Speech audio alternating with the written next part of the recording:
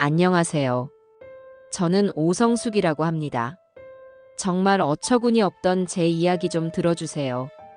해마다 가을이 깊어지면 창밖으로 보이는 감나무가 주홍빛으로 물들곤 했습니다. 그 감을 따서 잘 말려 곶감을 만들고 아들 녀석이 좋아하는 수정과에 띄워주던 기억이 아련하네요. 제가 평생을 바쳐 지켜온 이 집의 풍경은 늘 그렇게 다정하고 따스했습니다. 적어도 며느리 유미희가 제 머리채를 잡아채기 전까지는 말이지요. 그날도 여느 주말과 다름없는 오후였습니다. 아들 대곤이가 가족과 함께 온다는 전화를 받고 아침부터 마음이 분주했어요. 아들이 좋아하는 갈비찜을 재우고 손주 유준이가 먹을 동그랑땡을 부치고 며느리가 혹시나 좋아할까 싶어 늙은 호박을 긁어내 전까지 부쳤습니다. 제게는 자식을 위하는 것만큼 큰 기쁨이 없었으니까요. 오후 4시가 넘어서야 현관문 비밀번호 누르는 소리가 들려왔습니다. 엄마, 저 왔어요. 지친 기색이 역력한 아들의 목소리 뒤로 또각거리는 날카로운 구두 소리가 따라 들어왔죠. 며느리 유미희였습니다. 오늘도 어김없이 머리부터 발끝까지 잡지에서 막 튀어나온 사람처럼 한껏 치장을 하고 나타났네요. 손에 들린 가방은 제가 평생 시장을 다니며 아낀 돈으로는 어림도 없을 만큼 번쩍이는 물건이었어요. 어머님. 인사라고 하기엔 너무나 건조한 한마디를 던진 며느리는 소파 가장 편한 자리에 몸을 기댔습니다. 피곤하다는 듯 길게 한숨을 내쉬며 곧장 휴대폰을 들여다보기 시작하더군요. 그 모습에 익숙해질 법도 한데 볼 때마다 가슴 한구석이 서늘하게 식는 건 어쩔 수가 없었습니다. 아들 대곤이는 양손 가득 손주 녀석의 짐을 들고 들어오며 쩔쩔매는 모습이었고요. 유준아, 할머니한테 인사해야지. 아들의 말에 7살 배기 손주 유준이는 저를 흘긋 쳐다볼 뿐 거실에 놓인 텔레비전으로 달려가 자기가 보고 싶은 만화를 틀어달라고 소리를 지르기 시작했습니다. 그걸 지켜보던 며느리가 휴대폰에서 눈도 떼지 않은 채 말했어요.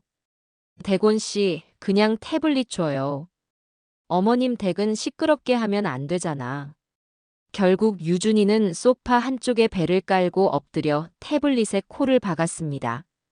고작 7살짜리가 어른에게 인사하는 법도 배우지 못하고 기계에만 빠져있는 꼴이 몹시 안타까웠지만 제가 나서는 순간 집안의 평화가 깨질 것을 알기에 입을 다물었습니다. 며느리는 아들의 귓가에 당신 어머니는 너무 구식이라 대화가 안 통해라고 속삭이는 걸 제가 못 들었을 거라 생각하는 모양이었어요. 저는 애써 웃으며 부엌으로 들어가 정성껏 차린 저녁상을 내왔습니다. 김이 모락모락 나는 갈비찜과 노릇하게 부쳐낸 전들을 보며 아들이 감탄했어요. 우와, 엄마. 진수성찬이네. 미희야, 이것 좀 봐. 어머니 솜씨 여전하시다. 하지만 며느리는 못마땅한 표정으로 젓가락을 깨작거릴 뿐이었습니다. 갈비 한 점을 입에 넣는가 싶더니 이내 휴지에 뱉어내며 말하더군요. 어머님, 죄송한데 이 고기 어디서 사셨어요? 기름기가 너무 많아서 제 입에는 좀 느끼하네요. 요즘은 건강 생각해서 이런 거 잘 안 먹잖아요. 순간 제 얼굴이 화끈거렸습니다. 아들 먹이려고 새벽 시장에 나가 제일 좋은 부위로 골라온 갈비였어요. 밤새 핏물을 빼고 정성껏 양념한 제 노력을 며느리는 단 한마디로 아무것도 아닌 것으로 만들어버렸습니다. 곁에 있던 아들이 눈치 없이 거들었죠. 원래 갈비는 기름이 좀 있어야 맛있지.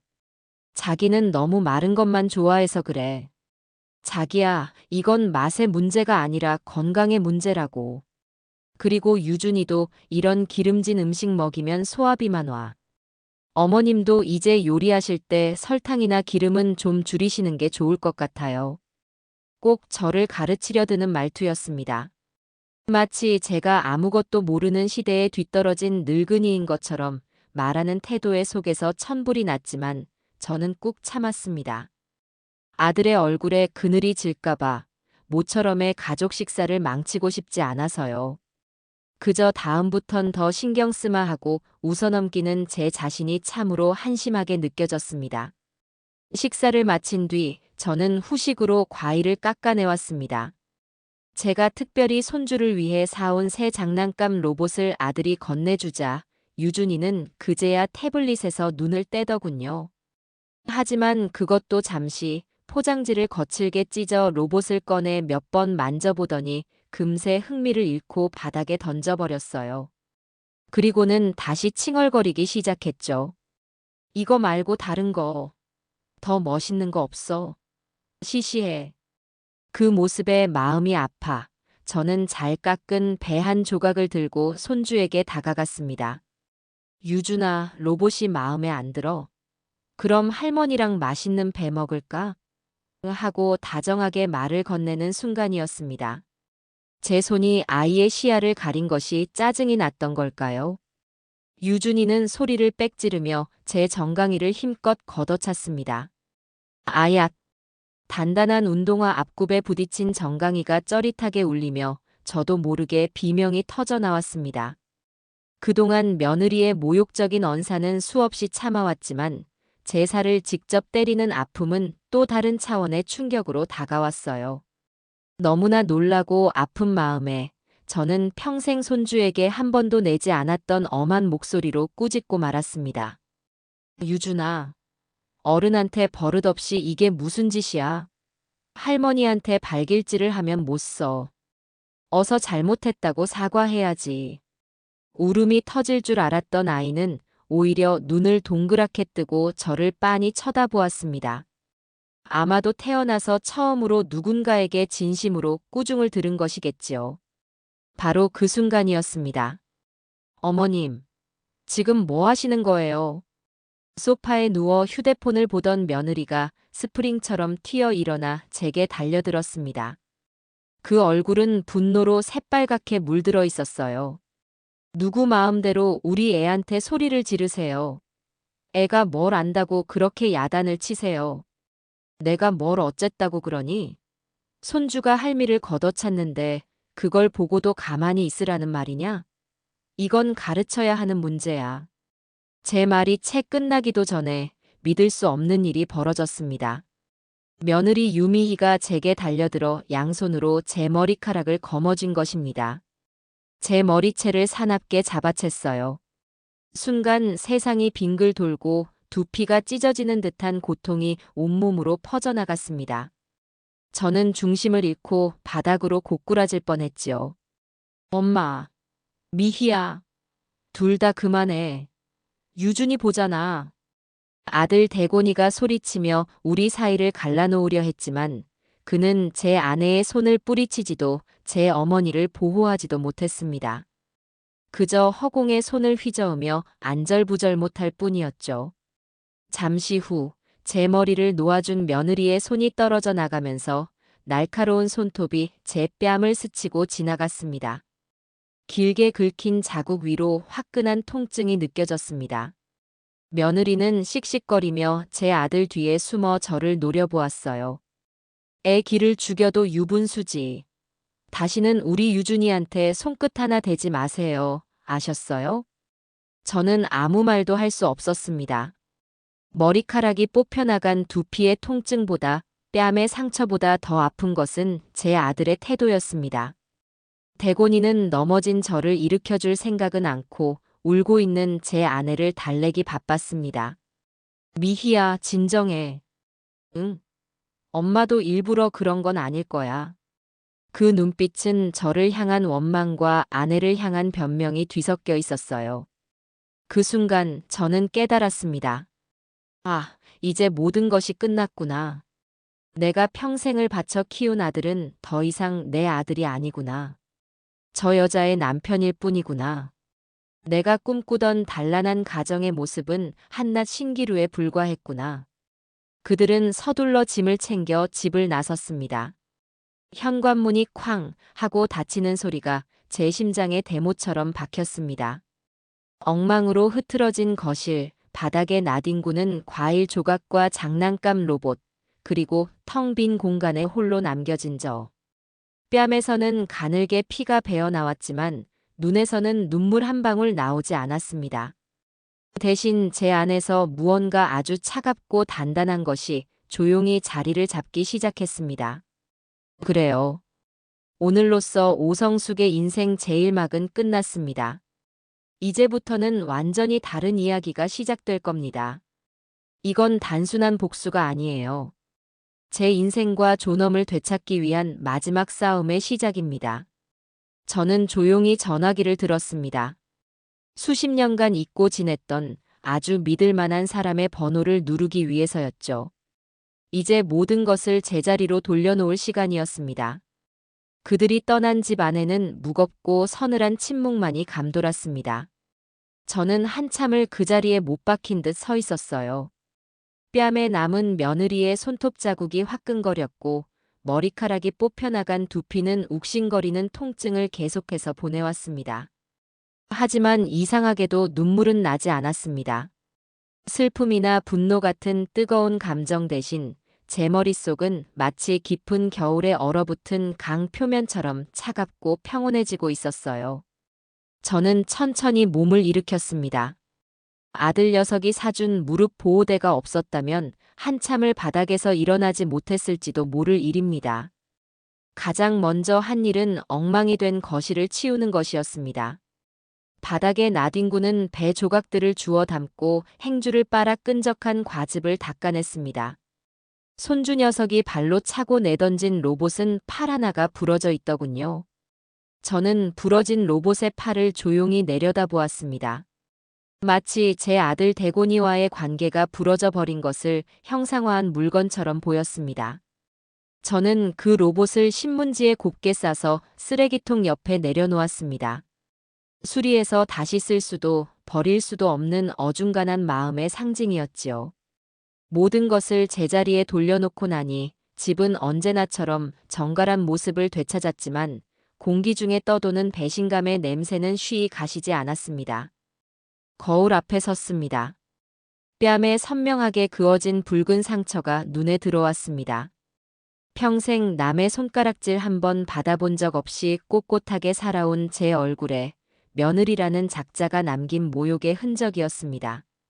저는 상처를 가만히 쓸어보았습니다. 돌아가신 남편 생각이 났어요. 무뚝뚝하고 표현에 서툰 사람이었지만 단 한 번도 제게 함부로 말하거나 행동한 적이 없었던 사람이었죠. 저를 집사람이라고 부르면서도 그 안에는 언제나 존중과 신뢰가 담겨 있었습니다. 남편은 늘 말했습니다. 당신은 우리 집의 기둥이야. 당신이 바로 서야 이 집이 바로 서. 그 기둥을 오늘 며느리가 제 손으로 흔들고 뽑아버리려 한 것입니다. 밤이 깊도록 잠을 이룰 수 없었습니다.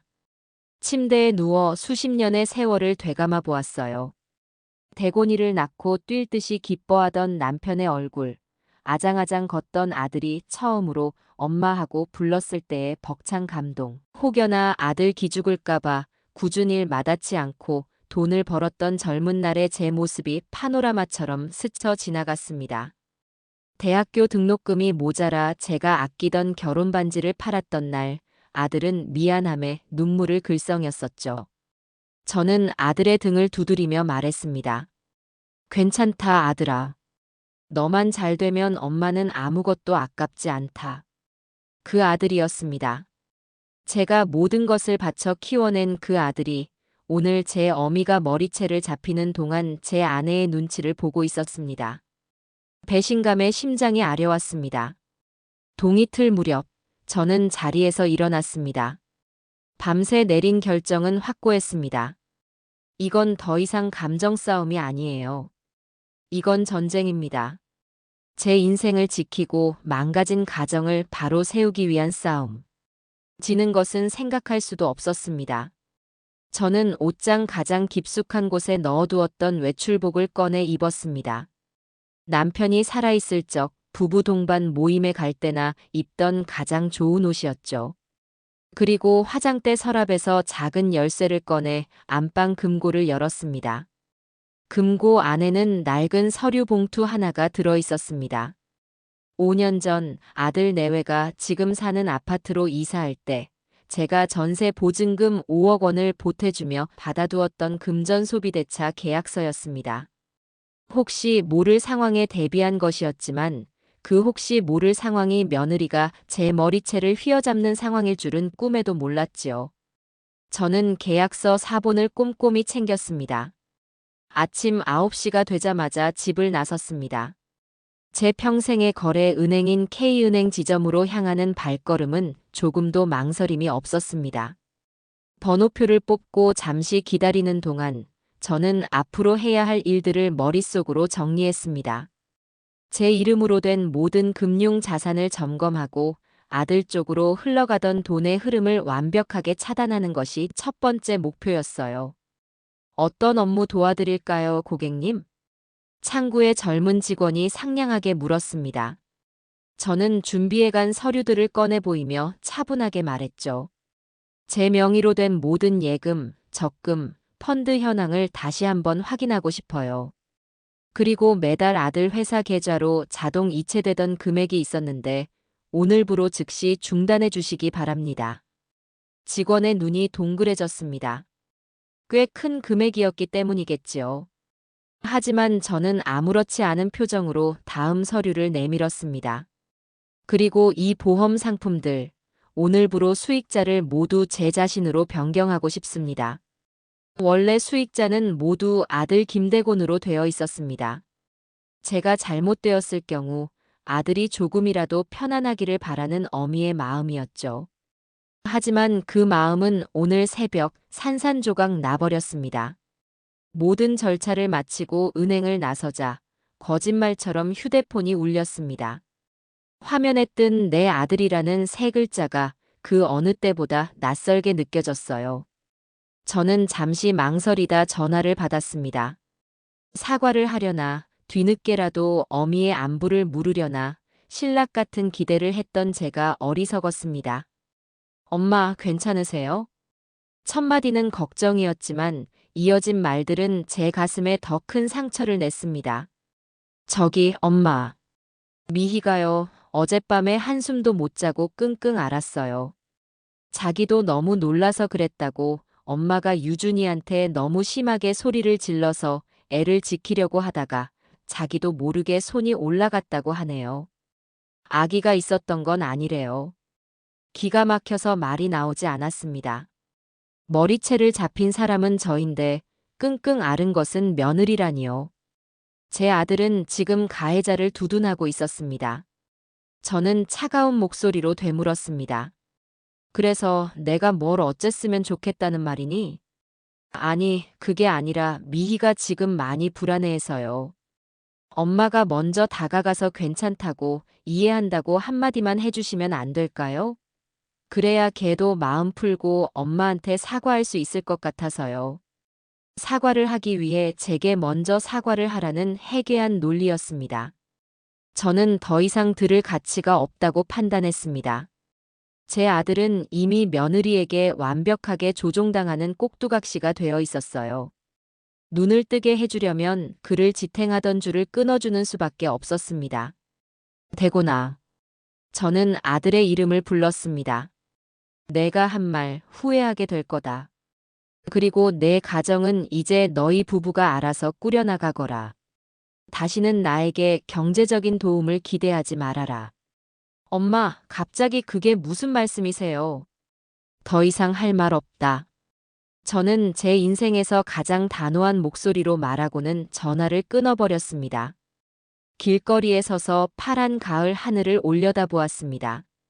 눈앞이 캄캄한 것이 아니라 오히려 너무나 선명하고 명확해진 기분이었습니다. 그래요, 이제 시작입니다. 제 것을 되찾고 제 아들의 눈을 뜨게 하고 저를 모욕한 대가를 정확하게 치르게 할 시간이었어요. 저는 다음 목적지를 향해 걸음을 옮겼습니다. 아직 해야 할 일이 많이 남아 있었습니다. 은행 일을 마친 뒤 저는 곧장 집으로 돌아오지 않았습니다. 다음 단계는 정보전이었죠. 적을 알고 나를 알아야 백전백승이라 했습니다. 제게 며느리 유미희는 이제 가족이 아닌 반드시 이겨야 할 적이었습니다. 그 적에 대해 제가 아는 것은 너무나 적었어요. 명문대를 나와 유학까지 다녀왔다는 자기소개, 부유한 사업가 집안의 딸이라는 배경. 그 모든 것이 과연 진실일까 하는 의문이 제 머릿속을 맴돌기 시작했습니다. 첫 번째 정보원은 의외로 가까운 곳에 있었습니다. 저는 일부러 아들네 아파트 단지 근처에 있는 단골 떡집에 들러 쑥 인절미를 한 상자 샀습니다. 그리고는 아파트 단지 내 커뮤니티 센터로 향했죠. 매주 화요일 오후 2시면 그곳에서는 부녀 회원들을 위한 라인 댄스 교실이 열립니다. 그리고 그 부녀회의 회장은 입이 가볍기로 소문난 박 여사였습니다. 제가 이 아파트에 대해 잘 아는 척 아들 내외에게 무언가 도움을 주고 싶은 시어머니인 척 연기하기에 완벽한 무대였어요. 아니나 다를까 라인 댄스 교실이 끝나고 땀을 식히던 박 여사는 제가 내민 떡 상자를 보고 활짝 웃으며 반겼습니다. 어머, 오 선생님 아니세요? 웬일이세요 여기까지. 저는 인자한 미소를 지으며 말했습니다. 박 여사님, 우리 아들네가 이 아파트에 사는데 내가 이 근처는 영 지리를 몰라서요. 혹시 반찬 맛있는 가게라도 있으면 알려주실까 하고 들렀습니다. 이야기는 자연스럽게 아들 내외의 이야기로 흘러갔습니다. 제가 먼저 운을 띄웠죠. 우리 며느리가 성격이 좀 내성적이라 이웃들이랑 잘 어울리는지 모르겠어요. 혹시 박 여사님은 우리 며느리 미희라고 하는데 본 적 있으신가요? 박 여사는 기다렸다는 듯이 목소리를 낮추며 입을 열었습니다. 그럼요, 알다 뿐이겠어요. 근데 오 선생님 댁 며느님은 우리랑은 좀 다른 세상 사람 같더라고요. 동네 엄마들 모임에는 얼굴 한 번 안 비추고 늘 머리부터 발끝까지 쫙 빼입고는 외제차 몰고 백화점만 쌩쌩 다니던데요. 역시나 제 예상과 다르지 않았습니다. 박 여사는 신이 나서 말을 이어갔습니다. 얼마 전에는 우리 동 김 여사가 백화점 VVIP 라운지에서 봤다잖아요. 거기 아무나 들어가는 곳도 아닌데 아주 익숙하게 드나들더래요. 다들 남편이 사업을 엄청 크게 하는 줄 알지 뭐예요. 애 교육은 어떻게 시키는지 유치원 행사 같은 데는 코빼기도 안 보이고 말이에요. 박 여사의 입을 통해 흘러나오는 정보들은 하나같이 제가 어렴풋이 짐작만 하던 것들이었습니다. 허영심이 많고 이웃과 어울리지 않으며 아이 교육에는 무관심하다는 것. 저는 고개를 끄덕이며 맞장구를 쳐주었지만 머릿속으로는 그 정보들을 차곡차곡 정리하고 있었어요. 박 여사와의 유익한 만남을 뒤로하고 집에 돌아온 저는 곧바로 다음 단계에 착수했습니다. 바로 며느리의 SNS를 파헤치는 것이었죠. 저는 컴퓨터를 잘 다루지 못하지만 이럴 때를 대비해 동네 문화센터에서 스마트폰 활용법을 배워둔 것이 큰 도움이 되었습니다. 젊은 사람들이 많이 쓴다는 인스타그램이라는 것을 설치하고 며느리의 이름을 검색했습니다.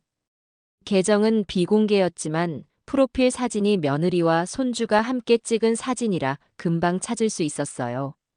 팔로우 요청이라는 버튼을 눌렀지만 며느리가 저를 받아줄 리 만무했습니다. 하지만 저는 포기하지 않았습니다. 며느리의 친구 목록을 보니 아들 대곤이의 계정이 있더군요. 저는 아들의 계정으로 들어가 보았습니다. 그리고 그곳에서 며느리가 아들을 태그한 게시물들을 발견할 수 있었죠. 그 게시물들을 통해 며느리의 공개된 사진 일부를 엿볼 수 있었습니다. 그곳은 가히 허영과 과시의 전당이었습니다. 발리, 파리, 스위스 등 해외 휴양지에서 찍은 사진들, 한 끼에 수십만 원은 좋게 넘어 보이는 고급 레스토랑의 음식 사진들, 그리고 소파 위에 무심하게 던져놓은 명품 가방과 시계 사진들이 즐비했습니다. 특히 제 눈을 사로잡은 것은 사진과 함께 적힌 글들이었습니다. 해시태그 일상, 해시태그 힐링, 해시태그 남편 찬스 같은 해시태그와 함께 가끔은 이런 사치가 필요해. 피곤한데 쇼핑으로 스트레스 풀기 같은 문장들이 적혀 있었죠. 저는 그 게시물들이 올라온 날짜와 아들이 제게 사업이 어렵다며 돈을 빌려갔던 날짜들을 하나하나 대조해 보았습니다. 소름 끼치게도 날짜들은 대부분 겹쳤습니다. 남편은 아내의 사치스러운 생활을 위해 늙은 어미에게 손을 벌리고 있었던 겁니다. 저는 분노로 떨리는 손을 진정시키며 모든 게시물을 조용히 캡처해 컴퓨터 폴더에 저장했습니다. 이것은 단순한 과시가 아니라 명백한 기만의 증거였습니다. 하지만 이것만으로는 부족했습니다. 며느리가 왜 이렇게까지 거짓된 삶을 살아야 하는지 그 근본적인 원인을 알아내야 했습니다. 그리고 그 돈의 출처가 정말 아들에게서 나온 것인지 아니면 또 다른 무언가가 있는지 확인해야만 했죠. 일반인의 정보력으로는 한계가 있었습니다. 전문가의 도움이 필요했어요. 저는 수첩 깊숙한 곳에 적어두었던 번호로 전화를 걸었습니다. 신호음이 두어 번 울리고 낯익지만 오랜만에 듣는 중저음의 목소리가 들려왔습니다. 네, 조 실장입니다. 조 실장. 남편이 살아있을 적 회사에 닥친 큰 위기를 해결해 주었던 유능한 사람이었죠.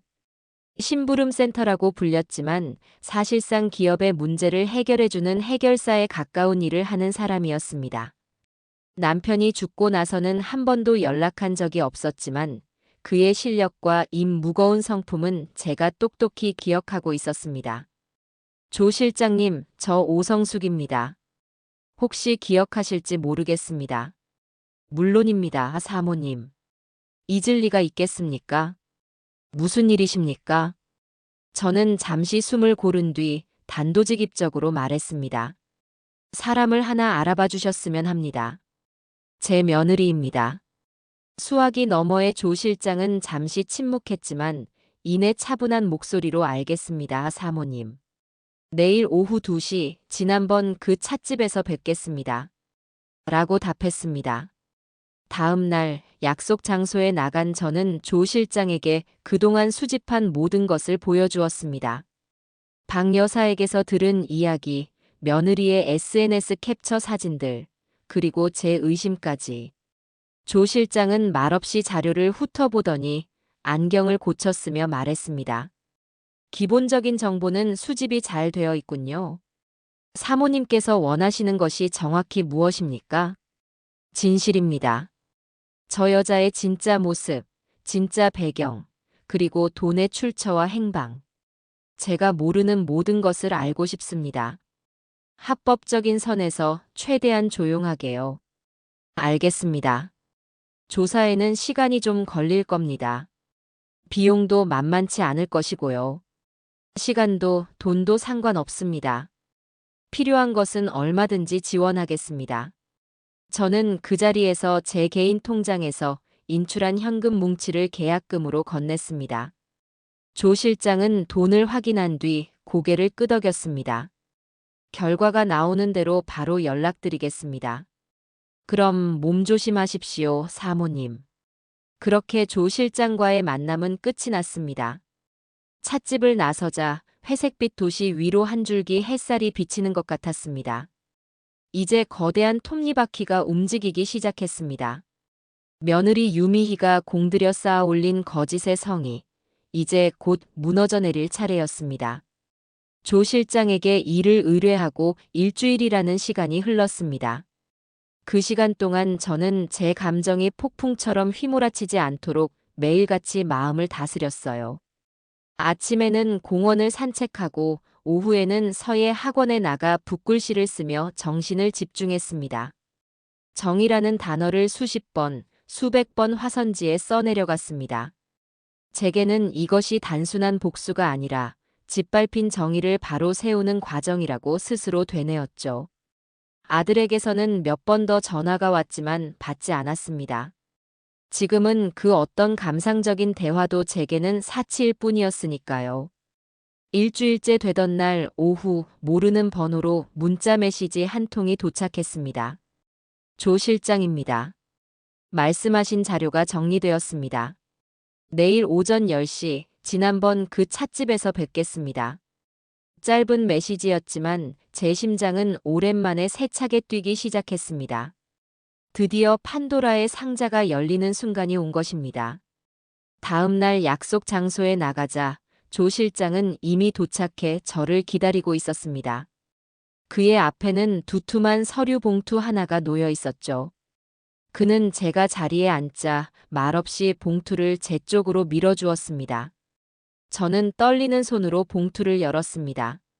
가장 위에는 며느리 유미희의 최근 일주일간의 행적을 정리한 보고서가 있었습니다. 보고서의 내용은 충격적이었습니다. 며느리는 일주일 중 사흘을 백화점과 고급 에스테틱에서 보냈고 이틀은 평일 대낮에 강남의 한 고급 호텔 라운지에서 어떤 남자와 만났습니다. 보고서에는 그 남자의 사진도 첨부되어 있었어요. 훤칠한 키에 잘생긴 얼굴이었지만 어딘지 모르게 가벼워 보이는 인상의 남자였습니다. 사진 속 며느리는 그 남자 앞에서 아주 행복하고 편안한 표정으로 웃고 있었죠. 제가 지금껏 단 한 번도 본 적 없는 얼굴이었습니다. 더욱 충격적인 것은 다음 장에 첨부된 자료들이었습니다. 조 실장은 며느리의 신용정보를 조회한 모양입니다. 유미희의 이름으로 된 카드론과 현금 서비스 내역이 빼곡하게 적혀 있었습니다. 제1금융권은 물론 제2, 제3금융권에서까지 빌린 돈의 총액은 제 상상을 훨씬 뛰어넘는 금액이었어요. 아들 사업 자금으로 보태주었던 돈의 일부가 사실은 며느리의 카드 빚을 돌려막는 데 쓰였을지도 모른다는 끔찍한 추측이 머리를 스쳤습니다. 이 남자는 누구입니까? 제가 사진을 가리키며 묻자 조 실장이 나지막이 대답했습니다. 유미희 씨가 결혼 전에 잠시 교제했던 남자로 확인됩니다. 최근 다시 연락이 닿아 몇 차례 만남을 가진 것으로 보입니다. 두 사람 사이에 부정한 관계가 있다는 증거는 아직 없지만 금전적인 거래가 오고 간 정황이 포착되었습니다. 금전 거래라니요? 유미애 씨가 이 남자에게 몇 차례에 걸쳐 돈을 송금한 내역을 확인했습니다. 금액이 크지는 않지만 남편 모르게 다른 남자와 돈거래를 하고 있다는 것은 분명한 사실입니다. 저는 말없이 보고서를 넘겼습니다. 이제 남은 것은 며느리의 배경에 대한 것이었죠. 조 실장의 조사는 정확했습니다. 며느리의 아버지가 하던 사업은 이미 5년 전에 부도가 났고 현재는 친척의 명의를 빌려 작은 식당을 근근히 운영하고 있었습니다. 사는 집도 월세였으며 빚독촉에 시달리고 있다는 주변 상인들의 증언도 확보되어 있었습니다. 며느리가 그토록 자랑하던 유복한 사업과 집안은 완벽한 거짓말이었던 겁니다. 모든 자료를 확인한 뒤 저는 조 실장에게 깊이 고개를 숙였습니다. 고맙습니다. 정말 큰 도움이 되었습니다. 조 실장은 담담하게 말했죠. 아직 조사가 완전히 끝난 것은 아닙니다, 사모님. 유미희 씨의 과거 행적에 대해 좀 더 깊이 파고드는 중입니다. 추가적인 결과가 나오면 다시 연락드리겠습니다. 저는 두둑한 성공 보수 봉투를 건네고 찻집을 나섰습니다. 손에 들린 서류 봉투가 천근만근처럼 무겁게 느껴졌지만 마음은 오히려 가벼워지는 기이한 감각에 휩싸였습니다. 이제 반격의 무기는 충분히 준비되었어요. 저는 곧바로 다음 계획을 실행에 옮겼습니다. 바로 아들 대곤이의 마음에 의심의 씨앗을 심는 것이었죠. 저는 일부러 아들의 회사 근처로 찾아가 전화를 걸었습니다. 받지 않을까 걱정했지만 다행히 아들은 전화를 받더군요. 대곤아, 점심은 먹었니? 엄마가 너희 회사 근처에 볼 일이 있어 왔다가 문득 아들 얼굴이 보고 싶어서 전화했다. 오랜만에 제 연락에 아들의 목소리가 반가움과 당혹감으로 떨리는 것이 느껴졌습니다. 저는 약속을 잡고 회사 앞 카페에서 아들을 만났습니다. 며칠 못 본 사이 아들의 얼굴은 수척해져 있었습니다. 무슨 일 있으세요, 엄마? 어디 편찮으신 거예요? 아니다. 그냥 바람도 쐴 겸 나왔다. 저는 아들의 건강을 묻고 회사 일은 어떤지 물으며 평범한 대화를 이어갔습니다. 그리고 결정적인 순간 아주 무심하고 자연스럽게 미끼를 던졌죠. 참, 대곤아. 엄마가 얼마 전에 백화점에 선물을 사러 갔다가 내 아내를 봤다. 아주 멋진 남자분이랑 호텔 라운지에서 차를 마시고 있더구나. 어찌나 즐거워 보이던지 나는 내 사업이 아주 잘 돼서 내 아내가 저렇게 행복하게 지내는구나 싶어 마음이 참 좋았다. 아들의 얼굴이 순간 굳어지는 것을 저는 놓치지 않았습니다. 호텔 라운지요? 누구랑요? 미희가 그럴 리가 없는데. 그날은 고등학교 동창 모임에 간다고 했어요. 아, 그랬니? 내가 사람을 잘못 봤나 보구나. 하긴 내 눈이 이제 침침해서. 그런데 어찌나 내 아내랑 닮았던지. 그 옆에 있던 남자는 꼭 탤런트처럼 잘생겼더라. 저는 더 이상 아무 말도 하지 않고 차만 마셨습니다. 제 역할은 여기까지였죠. 이제 의심의 씨앗은 아들의 마음속에 뿌려졌습니다. 집에 돌아가 아내에게 그날 정말 동창 모임에 갔던 것 맞아? 라고 묻게 될지 아니면 아내의 말을 믿고 제 말을 무시할지는 이제 아들의 몫이었습니다. 어느 쪽이든 그들의 완벽해 보였던 신뢰의 벽에는 이미 첫 번째 균열이 생기기 시작한 겁니다. 그리고 며칠 뒤 저는 마지막 확인 사살에 나섰습니다. 며느리 친정의 실체에 대해 제가 직접 확인하고 싶었어요. 저는 수소문 끝에 며느리 아버지가 운영한다는 작은 식당을 찾아갔습니다. 허름한 골목에 위치한 식당은 점심시간이 지났음에도 썰렁하기만 했죠. 저는 손님인 척 들어가 자리를 잡고 앉았습니다. 주방에서 나온 며느리의 어머니, 즉 제 사부인은 저를 알아보지 못하고 무뚝뚝하게 주문을 받았습니다. 화려한 옷차림을 즐기던 예전의 모습은 온데간데 없고 생활에 찌든 고단함이 얼굴에 가득했습니다. 그때였습니다. 식당 문이 거칠게 열리며 험상궂은 인상의 남자 2명이 들어왔습니다. 그들은 다짜고짜 사부인에게 소리쳤죠. 사장님, 이번 달 돈은 준비되셨나? 더는 못 기다려줘. 사부인은 어쩔 줄 몰라 하며 며칠만 더 시간을 주세요. 곧 딸에게서 돈이 올 겁니다라며 빌다시피 말했습니다. 그 순간 모든 퍼즐이 맞춰졌습니다. 며느리가 그토록 돈에 집착하고 아들의 돈을 빼돌리고 심지어 사채까지 끌어다 쓴 이유. 그것은 바로 밑빠진 독 같은 친정의 빚을 메우기 위함이었던 겁니다. 저는 조용히 식당을 빠져나왔습니다. 이제 모든 것을 알게 되었습니다. 며느리의 거짓말, 허영, 그리고 그 뒤에 숨겨진 처절한 현실까지. 동정심이 들지는 않았습니다. 그 어떤 이유도 시어머니의 머리채를 잡고 남편을 기만한 행위를 정당화할 수는 없으니까요. 이제 심판의 시간만이 남았습니다. 저는 집으로 돌아와 변호사에게 보낼 서류들을 마지막으로 정리하기 시작했습니다. 곧 거대한 폭풍이 몰아칠 겁니다. 그 폭풍의 중심에서 저는 굳건히 서 있을 준비가 되어 있었습니다. 아들의 마음에 의심의 씨앗을 심어놓고 집으로 돌아온 저는 그 씨앗이 뿌리를 내리고 싹을 틔울 시간을 주기로 했습니다. 조급함은 이를 그르치는 법이지요. 저는 며칠간 그 어떤 행동도 취하지 않고 오직 제 자신을 돌아보는 시간을 가졌습니다. 며느리의 거짓된 삶을 알게 된 충격과 아들에 대한 배신감으로 들끓던 마음을 차분히 가라앉히는 과정이 필요했어요. 그것은 앞으로 벌어질 더 큰 폭풍을 견뎌내기 위한 저만의 의식이었습니다.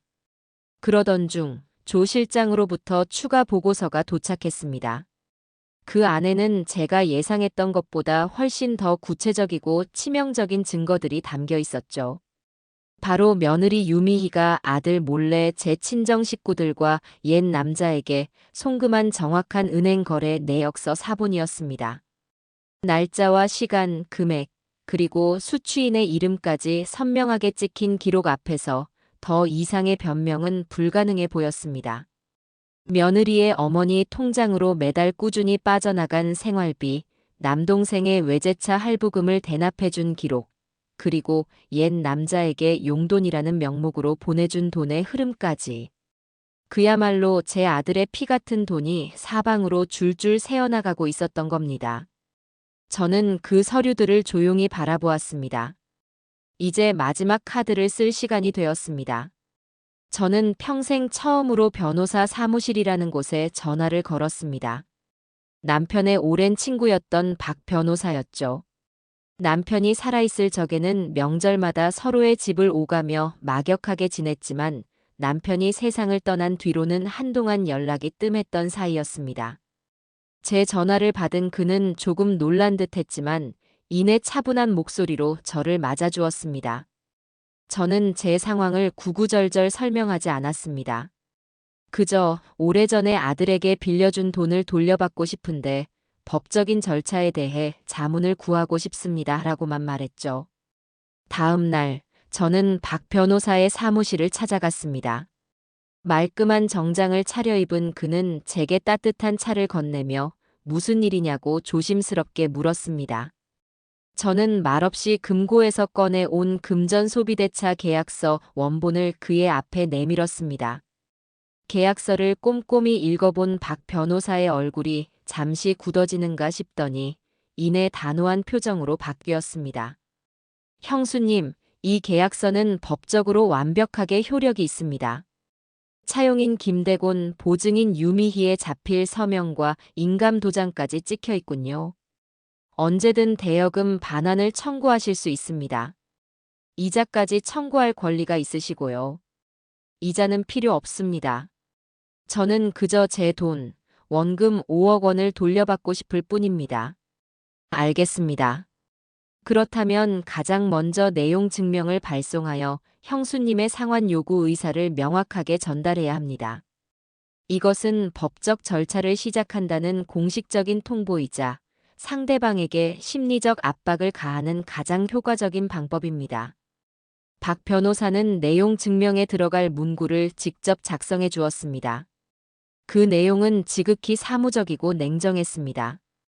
귀하 김대곤, 유미희는 2020년 5월 12일 채권자 오성숙으로부터 주택 구입 자금 명목으로 5억 원을 차용하였으며 이에 채권자는 본 내용 증명을 통해 해당 대여금 전액의 즉시 상환을 요청하는 바입니다. 본 내용 증명 수신일로부터 14일 이내에 상환 계획에 대한 회신이 없을 시 법적 조치에 착수할 것임을 고지합니다. 저는 그 서류에 제 인감 도장을 찍었습니다. 도장이 서류에 찍히는 쿵 하는 소리가 마치 전쟁의 시작을 알리는 북소리처럼 제 심장에 울려 퍼졌습니다. 모든 절차를 마치고 사무실을 나서려는 제게 박 변호사가 조용히 말했습니다. 형수님, 무슨 일이신지는 모르겠지만 너무 마음고생하지 마십시오. 이건 형수님의 정당한 권리를 찾는 과정일 뿐입니다. 그의 말이 작은 위로가 되었습니다. 내용 증명이 발송되고 이틀이 지난 저녁, 드디어 올 것이 왔습니다. 발신번호 표시 제한으로 걸려온 전화였어요. 받자마자 며느리의 날카로운 비명이 제 고막을 찢을 듯이 파고들었습니다. 어머님, 지금 저희한테 어떻게 이러실 수가 있어요? 이게 다 뭐예요? 저희더러 집에서 나가 죽으라는 말씀이세요? 저는 전화기를 귀에서 살짝 뗀 채 며느리의 분노가 잦아들기를 기다렸습니다. 한참을 악을 쓰던 그녀가 숨을 고르는 틈을 타 저는 아주 차분한 목소리로 대답했죠. 나는 그저 내 돈을 돌려달라고 했을 뿐이다. 계약서에 명시된 대로 말이야. 너희가 내 집에서 내 머리채를 잡고 모욕하지만 않았어도 이 계약서는 평생 서랍 속에서 잠자고 있었을 게다. 그깟 일 가지고 사람을 이렇게 벼랑 끝으로 모세요? 제가 잘못했어요. 그때는 제가 너무 놀라서 그랬다고 몇 번을 말씀드려요. 제정신이 아니었다고요. 내가 제정신이 아니었던 대가가 고작 5억 원이라면 아주 저렴한 것 아니겠니? 내가 내 아들을 속이고 사치 부리며 흥청망청 쓴 돈에 비하면 말이다. 제 말에 며느리는 순간 할 말을 잃은 듯 했습니다. 제가 자신의 씀씀이를 알고 있다는 사실에 충격을 받은 것이겠죠. 전화기 너머로 자기야 뭐라고 해봐 하며 아들을 닥달하는 소리가 들려왔습니다. 잠시 후 아들 대곤이의 힘없는 목소리가 들려왔습니다. 엄마 제발 이러지 마세요. 우리 유준이도 있는데 길에 나앉으라는 말씀이세요? 제가 잘못했어요. 제가 다 잘못했으니까 제발 내용 증명 좀 취하해 주세요. 네, 엄마. 아들의 울먹이는 목소리에 잠시 마음이 흔들릴 뻔했지만 저는 정신을 바짝 차렸습니다. 지금 동정심을 베푸는 것은 아들을 더 깊은 수렁에 빠뜨리는 것과 같았습니다. 대곤아, 너는 내게 용서를 구할 것이 아니라 내 아내에게 물어야 한다. 그동안 내가 벌어다 준 돈, 내가 사업 자금으로 보태준 돈은 다 어디에 가고 이제 와서 이 늙은 어미에게 매달리는 것인지 말이다. 그 집을 지키고 싶은 거라면 돈의 행방부터 내가 직접 찾아보거라. 내 아내의 통장 내역부터 확인해 보는 게 순서일 것 같구나. 저는 그 말을 끝으로 전화를 끊었습니다. 거실 창밖으로 어둠이 짙게 내리고 있었어요. 이제 공은 아들에게 넘어갔습니다. 제 말을 믿고 아내를 추궁할 것인가, 아니면 끝까지 아내의 거짓말에 속아 넘어갈 것인가. 그 선택이 앞으로의 모든 것을 결정하게 될 겁니다. 그날 밤, 저는 조 실장에게서 받은 마지막 보고서를 책상 위에 펼쳐 놓았습니다. 며느리가 아들의 돈을 빼돌려 친정과 옛 남자에게 보낸 적나라한 증거들. 저는 그중 며느리 남동생의 자동차 할부금 대납 내역과 옛 남자에게 보낸 송금 내역 사본을 따로 복사했습니다. 그리고 그것을 깨끗한 봉투에 담았죠. 이것은 아들이 진실을 마주할 용기를 내지 못할 경우 제가 직접 꽂을 마지막 비수였습니다. 저는 조용히 그 봉투를 서랍 깊숙이 넣었습니다. 이제 곧 아들의 방문이 있을 것이고 그때가 되면 이 모든 것을 끝낼 수 있을 겁니다. 폭풍 전야의 고요함 속에서 저는 결전의 순간을 기다리고 있었습니다. 내용 증명을 보낸 후 일주일은 살얼음판을 걷는 듯한 시간이었습니다. 아들 내외에게서는 더 이상 전화가 오지 않았습니다. 아마도 그들 사이에서는 제가 심은 균열의 씨앗으로 인해 엄청난 파열음이 나고 있겠지요. 저는 그저 묵묵히 제 일상을 지키며 기다렸습니다. 섣불리 다가가는 것은 저의 패를 먼저 보여주는 것과 같았으니까요. 초조해지는 쪽은 제가 아니라 그들이어야 했습니다. 그러던 중 조 실장에게서 마지막 보고서가 도착했습니다. 이번 보고서는 며느리 유미희라는 사람의 근간을 뒤흔드는 내용들로 채워져 있었어요. 저는 밤늦도록 서재에 앉아 한 장 한 장 떨리는 손으로 보고서를 넘겼습니다. 첫 번째 장은 며느리의 학력에 관한 것이었습니다. 유미희는 늘 자신을 서울의 명문 여대를 졸업하고 프랑스 파리로 어학연수까지 다녀온 유학파라고 소개했었죠. 아들 대곤이도 그렇게 알고 있었고 저 또한 그런 줄로만 믿었습니다. 하지만 조 실장이 조사한 결과는 전혀 달랐습니다. 유미희는 서울이 아닌 지방의 한 2년제 전문대학 관광과를 겨우 졸업했습니다. 보고서에는 그녀의 졸업증명서 사본까지 첨부되어 있었어요. 프랑스 유학은커녕 출입국 기록상 결혼 전까지 그녀가 해외에 나간 기록은 단 한 차례도 없었습니다. 모든 것이 완벽한 거짓말이었던 겁니다. 조 실장은 그녀의 고향까지 내려가 평판을 조사한 모양입니다. 보고서에는 그녀의 옛 동창이라는 사람의 인터뷰 내용도 들어 있었어요. 미희는 어릴 때부터 예쁘장했지만 공부에는 전혀 관심이 없었어요. 늘 부잣집에 시집가서 팔자를 고치는 게 꿈이라고 입버릇처럼 말하고 다녔죠. 아마 대곤 씨를 만나 그 꿈을 이뤘다고 생각했을 겁니다. 그 문장을 읽는 순간 저는 온몸에 소름이 돋았습니다. 제 아들은 사랑하는 여자와 결혼한 것이 아니었습니다. 신분 상승을 꿈꾸는 한 여자의 목표물이 되었던 겁니다. 그동안 며느리가 보여주었던 이해할 수 없는 행동들, 즉 과도한 허영심과 시어머니에 대한 무시, 아들에 대한 집착과 통제욕의 근원이 무엇인지 비로소 명확하게 이해되었습니다. 그녀는 자신의 비루한 과거를 감추고 현재의 위치를 지키기 위해 필사적으로 발버둥 치고 있었던 것이죠. 다음 장은 더욱 기가 막혔습니다. 호텔 라운지에서 며느리와 만났던 옛 남자, 민혁이라는 사람에 대한 상세한 신상 정보였습니다. 그는 번듯한 직업 없이 여러 여성에게 돈을 빌려 생활하는 소위 제비 같은 인물이었습니다. 조 실장은 며느리와 그가 주고받은 문자 메시지 일부를 복원해내는데 성공했습니다. 그들의 대화는 가관이었습니다. 미희야, 이번에 새로 시작하려는 사업에 투자금이 조금 부족하네. 우리 사이에 이 정도는 도와줄 수 있지? 오빠, 나도 이제 힘들어. 남편이 자꾸 의심하는 것 같단 말이야. 걱정 마. 내가 다 알아서 할게. 내가 나한테 어떻게 했는데 내가 너를 배신하겠어? 예정을 생각해서라도 이번 한 번만 더 도와줘. 응. 그는 며느리의 과거 약점을 쥐고 흔들며 계속해서 돈을 요구하고 있었고, 며느리는 남편에게 들킬까봐 전전긍긍하면서도 그의 요구를 뿌리치지 못하고 있었습니다. 그녀는 가해자인 동시에 또 다른 의미에서는 피해자이기도 했던 겁니다. 하지만 그 사실이 제게 동정심을 불러일으키지는 않았습니다. 오히려 자신의 어리석은 선택으로 인해 제 아들과 가정을 수렁으로 끌고 들어간 그녀에 대한 분노만 더 커질 뿐이었어요. 보고서의 마지막 장에는 며느리의 숨겨진 부채 내역이 정리되어 있었습니다.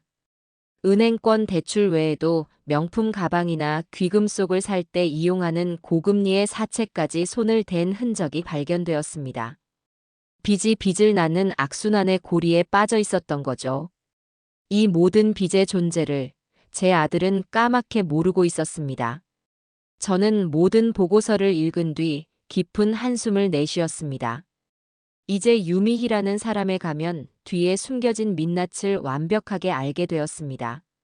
그녀는 사랑스러운 아내도 현명한 엄마도 아니었습니다. 거짓과 허영으로 자신을 포장하고 아들의 등 뒤에 빨대를 꽂아 자신의 욕망과 가족의 빚을 채우던 기생충 같은 존재였을 뿐입니다. 그날 밤 저는 제가 가진 모든 무기를 한자리에 모았습니다. 제가 평생 모은 돈으로 산 이 집에서 가장 크고 단단한 원목 식탁 위에 모든 것을 펼쳐 놓았죠. 첫 번째, 아파트 구입 자금 5억 원에 대한 금전 소비대차 계약서와 변호사를 통해 발송한 내용 증명 사본. 이것은 이 전쟁의 명분이자 그녀의 목을 조르는 가장 강력한 밧줄이었습니다. 두 번째, 며느리의 신용카드 내역서와 각종 대출 서류들. 그녀가 얼마나 분수에 맞지 않는 삶을 살았는지 보여주는 숫자들의 나열이었죠.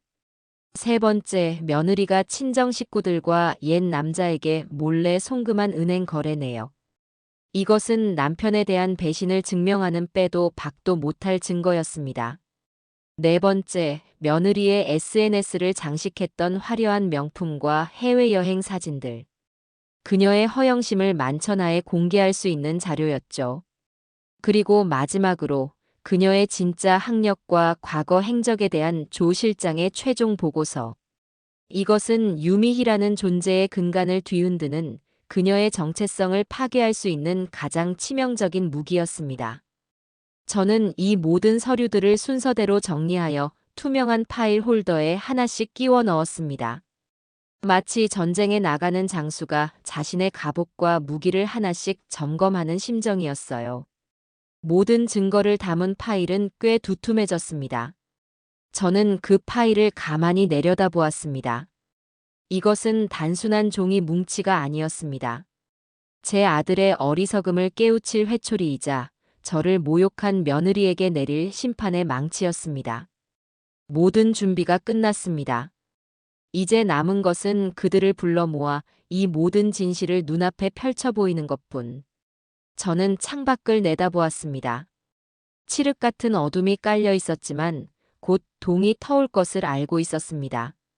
제 인생에 드리웠던 길고 긴 어둠도 이제 곧 끝나게 될 겁니다. 저는 조용히 전화기를 들고 아들의 번호를 눌렀습니다.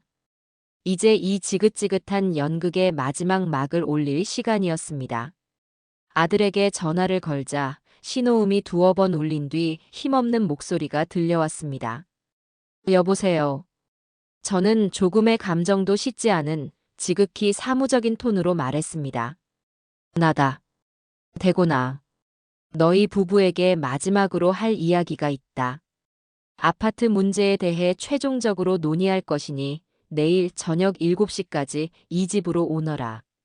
내 아내 유미희도 반드시 함께 와야 한다.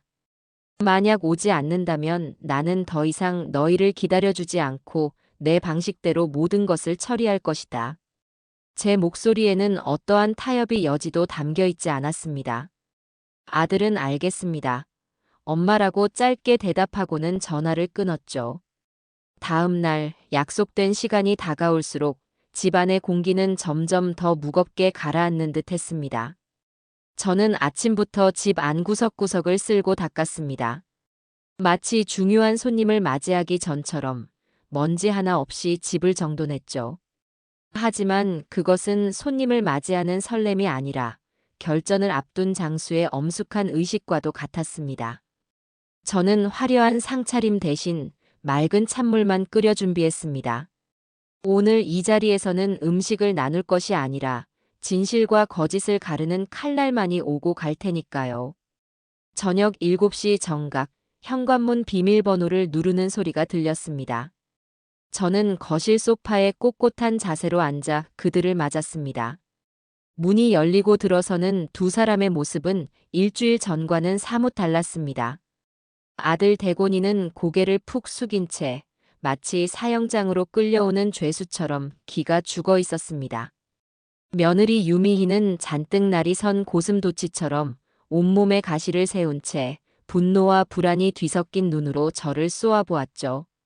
앉거라. 제 낮은 말에 두 사람은 마지못해 제 맞은편 소파에 앉았습니다. 저는 아무 말 없이 어젯밤 꼼꼼하게 정리해둔 투명 파일을 꺼내 테이블 위에 올려놓았습니다. 툭 하는 소리가 정적 속에서 유난히 크게 울렸습니다. 며느리의 시선이 그 파일에 잠시 머물렀다가 다시 제 얼굴로 향했습니다. 우선 이 이야기부터 시작하자꾸나. 저는 파일에서 첫 번째 서류를 꺼내 테이블 위로 미끄러뜨렸습니다. 변호사를 통해 보낸 내용 증명 사본이었습니다. 내가 이 집을 너희에게 사준 것이 아니라 돈을 빌려준 것이라는 사실은 너희 둘 다 알고 있겠지. 나는 내 돈을 돌려받으려는 것뿐이다. 그런데 너희는 이 돈을 갚을 능력이 있니? 며느리가 발끈하며 소리쳤습니다. 어머님, 너무하세요. 저희가 이 돈을 어떻게 한꺼번에 갚아요? 이건 그냥 저희더러 죽으라는 거잖아요. 저는 그녀의 말을 가볍게 무시하고 두 번째 서류 뭉치를 꺼내 그 옆에 펼쳐 놓았습니다. 바로 유미희의 이름으로 된 각종 카드론과 대출 내역서였습니다. 내 앞으로 된 빚이 이렇게나 많은데 내 돈을 갚을 걱정보다 이 이자들을 감당할 걱정을 먼저 해야 할 것 같구나. 대곤아, 너는 내 아내에게 이런 빚이 있다는 사실을 알고 있었니? 아들 대곤이는 하얗게 질린 얼굴로 서류들을 내려다보며 고개를 저었습니다. 며느리는 당황한 기색이 역력했지만 아직은 기세가 꺾이지 않은 듯 했습니다. 그건 제 개인적인 일이에요. 어머님이 상관하실 일이 아니라고요. 내 개인적인 일이라 그렇다면 이것도 내 개인적인 일이겠구나. 저는 세 번째 증거를 꺼내 놓았습니다. 며느리가 친정 식구들에게 매달 돈을 보낸 은행 거래 내역이었죠. 아들 대곤이가 그 서류를 집어드는 순간 그의 손이 미세하게 떨리는 것을 보았습니다. 이게 다 뭐야, 미희야? 당신 나한테는 우리 집 어렵다는 말 한마디도 안 했잖아. 그런데 왜 이렇게 많은 돈을 나 몰래 보낸 거야? 그건 엄마가 몸이 안 좋으셔서 병원비에 보태드린 거예요. 당신한테 말하면 걱정할까봐 그랬지. 며느리는 필사적으로 거짓말을 했습니다. 하지만 그녀의 거짓말은 곧바로 다음 증거 앞에서 무너져 내렸습니다. 저는 며느리의 남동생이 타고 다니는 외제차의 할부금이 바로 며느리의 통장에서 매달 빠져나간 기록을 그 앞에 던졌습니다. 내 어머니 병원비가 외제차 할부금으로 둔갑하기라도 했나 보구나. 제 차가운 말에 며느리는 입을 꾹 다물었습니다. 이제 변명거리가 떨어진 모양이었죠. 아들은 충격과 배신감에 휩싸인 얼굴로 아내와 서류를 번갈아 쳐다볼 뿐이었습니다. 이제 분위기는 완전히 제 쪽으로 넘어왔습니다.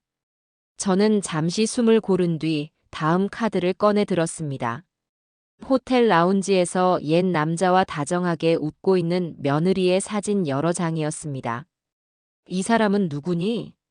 내 말대로라면 고등학교 동창이라던데 내가 보기엔 그냥 동창 사이보다는 훨씬 더 가까워 보이는구나. 사진을 본 아들의 눈이 뒤집혔습니다. 당신 이 남자 누구야?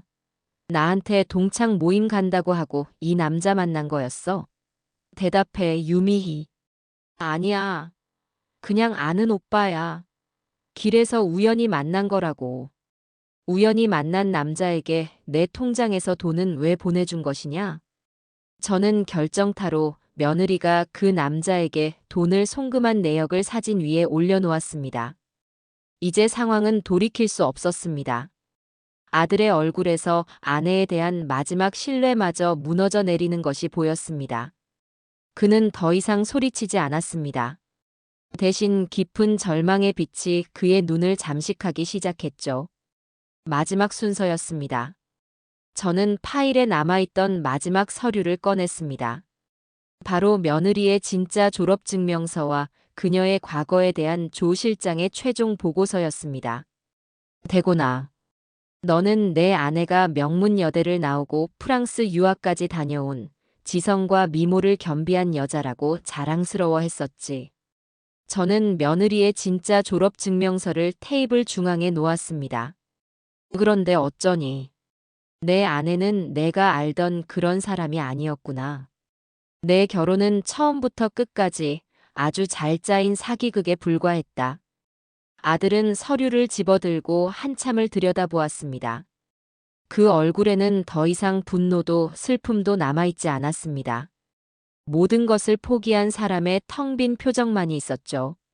모든 것을 잃은 것은 며느리 유미희였지만 가장 크게 파괴된 것은 제 아들 대곤이의 영혼이었습니다. 궁지에 몰린 며느리는 갑자기 저를 향해 악을 쓰기 시작했습니다. 어머님 때문이야. 이게 다 어머님 때문이라고요. 어머님이 저를 처음부터 무시하고 구박하지만 않았어도 이렇게까지 되지는 않았어요. 저를 이렇게 만든 건 바로 어머님이에요. 자신의 모든 잘못을 제게 뒤집어 씌우려는 최후의 발악이었습니다. 저는 그 모습을 조용히 지켜보다가 나지막하지만 힘있는 목소리로 최후 통첩을 날렸습니다. 이제 그만하거라. 선택지는 두 가지다. 첫째, 내일 당장 변호사를 찾아가 내 아들과 조용히 이혼한다. 양육권은 물론이고 재산분할 청구 소송도 포기하겠다고 각서를 써라. 그러면 내가 진 빚의 일부는 내 아들을 기만한 대가로 내가 정리해주마. 그게 내가 내게 베푸는 마지막 잡이다. 둘째, 끝까지 버티겠다면 나는 오늘 이 자리에 있는 모든 자료를 복사해서 내 부모님께 보내고 언론에도 제보할 것이다. 한 집안을 파탄낸 사기꾼 며느리로 남편 몰래 다른 남자에게 돈을 갖다 바친 여자로 대한민국에 내 얼굴이 알려지게 되겠지. 선택은 자네가 하거라. 제 말에 며느리는 온몸을 부들부들 떨며 저를 노려보았지만 더 이상 아무런 대꾸도 하지 못했습니다. 그녀의 눈에 맺힌 것은 눈물이 아니라 패배와 절망, 그리고 도끼였습니다. 저는 자리에서 일어나 말했습니다. 생각할 시간은 내일 아침까지다. 내일 아침까지 내게 연락하지 않는다면 두 번째 선택지를 실행하는 것으로 알겠다. 이제 그만 돌아가거라. 그렇게 길고 길었던 심판의 밤이 끝났습니다. 심판의 밤이 끝나고 현관문이 닫히자 집 안에는 모든 소리가 흡수된 듯한 이질적인 정적이 흘렀습니다. 저는 한참 동안이나 소파에 못 박힌 듯 앉아 있었습니다. 온몸의 감각이 예민하게 곤두서 시계의 초침 소리마저 망치 소리처럼 크게 들리는 듯 했지요. 분노와 긴장으로 들끓던 피는 서서히 식어갔고 그 자리에는 텅 빈 공허함과 함께 지독한 피로감이 몰려왔습니다. 저는 며느리가 앉았던 자리를 물끄러미 바라보았습니다. 그녀가 남기고 간 분노와 저주의 기운이 여전히 그 자리에 응어리져 있는 것만 같았습니다. 저는 몸을 일으켜 창문을 활짝 열었습니다. 차가운 밤 공기가 집 안으로 밀려 들어오며 탁하게 가라앉아 있던 공기를 씻어냈습니다. 이 밤이 지나면 모든 것이 끝날 수도 혹은 더 끔찍한 무언가가 시작될 수도 있었습니다. 저는 거실에 불을 끈 채 어둠 속에서 밤새 수많은 생각과 씨름했습니다. 거실 한편에 놓인 낡은 장식장을 열어 그 안에 고이 간직해온 앨범들을 꺼냈습니다. 뽀얀 먼지가 쌓인 앨범을 넘기자 흑백 사진 속의 젊은 시절 제 모습과 세상을 떠난 남편의 얼굴이 나타났습니다. 갓 태어난 대곤이를 품에 안고 세상을 다 가진 듯 환하게 웃고 있는 우리 부부의 모습에 저도 모르게 쓴웃음이 나왔습니다. 그때의 우리는 우리의 아들이 훗날 저런 뱀 같은 여자에게 휘둘려 어미의 가슴에 대못을 박으리라고는 상상조차 하지 못했지요. 남편이 살아있었다면 어땠을까? 아마 그는 불호령을 내리며 당장 그 계집을 내쫓았을 겁니다. 하지만 동시에 아들의 어리석음과 아둔함에 피눈물을 흘렸을 겁니다. 어쩌면 이 모든 일을 저 혼자 감당하게 된 것이 다행일지도 모른다는 생각마저 들었습니다. 남편의 굳건했던 명예에 흠집을 내지 않고 이 더러운 싸움을 저 혼자 끝낼 수 있으니까요. 사진 속 대곤이는 천사처럼 해맑게 웃고 있었습니다. 저는 그 사진을 가만히 쓸어보며 다짐했습니다. 저 아이를 저 수렁에서 건져내기 위해서라면 제가 악마가 되는 것조차 마다하지 않겠다고 말입니다. 그렇게 뜬 눈으로 밤을 새우고 동쪽 하늘이 희미하게 밝아올 무렵이었습니다. 현관문 쪽에서 조심스럽게 비밀번호를 누르는 소리가 들려왔습니다. 저는 올 것이 왔구나 직감했습니다. 문을 열고 들어선 것은 아들 대곤이 혼자였습니다. 그의 몰골은 그야말로 처참했습니다. 하룻밤 사이에 폭삭 늙어버린 얼굴, 초점 없이 퀭한 눈, 금방이라도 쓰러질 듯 위태로운 걸음걸이. 그는 제 앞에 서자마자 아무런 말도 없이 무너져 내리듯 무릎을 꿇었습니다. 그리곤 짐승의 울음 같은 통곡을 터뜨리기 시작했습니다. 어머니, 어머니, 제가 죽일 놈입니다.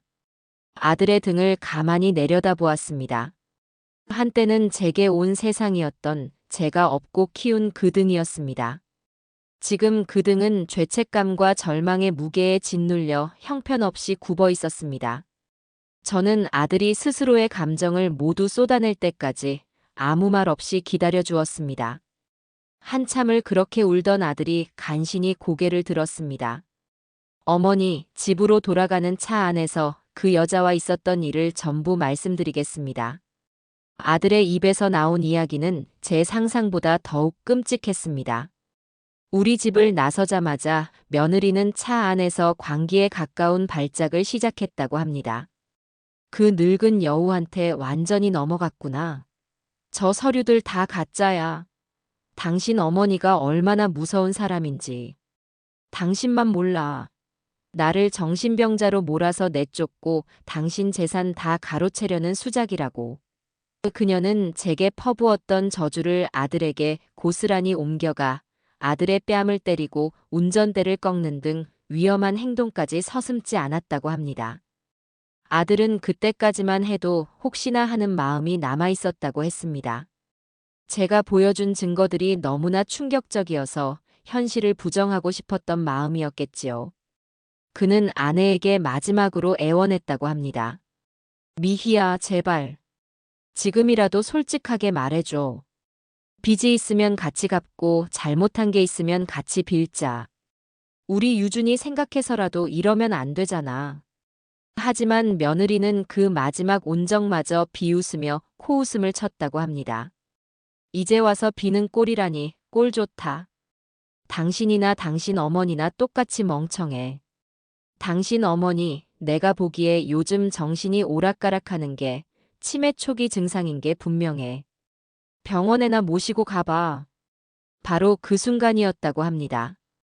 제정신이 아니라는 모욕을 넘어 치매라는 말까지 내뱉는 순간 아들의 머릿속에서 무언가 영원히 끊어져 버렸다고요. 그는 차를 길가에 세우고 며느리의 가방을 빼앗아 그 안에 지갑과 휴대폰을 모두 꺼냈다고 합니다. 그리고 그 자리에서 며느리가 보는 앞에서 은행 앱에 접속해 모든 거래 내역을 확인하고 카드사 앱을 통해 대출 내역을 샅샅이 뒤졌다고 합니다. 제가 보여주었던 모든 증거들이 한치의 오차도 없는 사실임을 확인하는 데는 그리 오랜 시간이 걸리지 않았다고 했죠. 진실을 마주한 아들은 아무 말 없이 운전대를 잡고 집으로 향했고 그 뒤로 두 사람은 단 한마디의 대화도 나누지 않았다고 합니다. 어머니, 저는 오늘 새벽 제 손으로 제 가정을 무너뜨렸습니다. 하지만 후회하지 않습니다. 아니, 이제야 제가 진짜 가정을 지킬 기회를 얻었다고 생각합니다. 어머니, 부디 저를 용서하지 마시고 제가 이 모든 것을 바로잡을 수 있도록 기회를 주십시오. 아들의 고백을 듣는 동안 제 마음속에서는 뜨거운 무언가가 치밀어 올랐다가 차갑게 식기를 반복했습니다. 아들에 대한 연민, 며느리에 대한 분노, 그리고 이 모든 비극을 초래한 제 자신에 대한 회한까지. 저는 자리에서 일어나 아들의 손을 잡았습니다. 일어나거라. 내가 이제라도 정신을 차렸으니 나는 그것으로 되었다. 지금부터는 함께 싸워야 한다. 우리의 대화가 채 끝나기도 전에 불청객이 찾아왔습니다. 현관문을 거칠게 두드리는 소리가 들려왔고 문을 열자 그곳에는 잔뜩 상기된 얼굴의 사돈 부부가 서 있었습니다.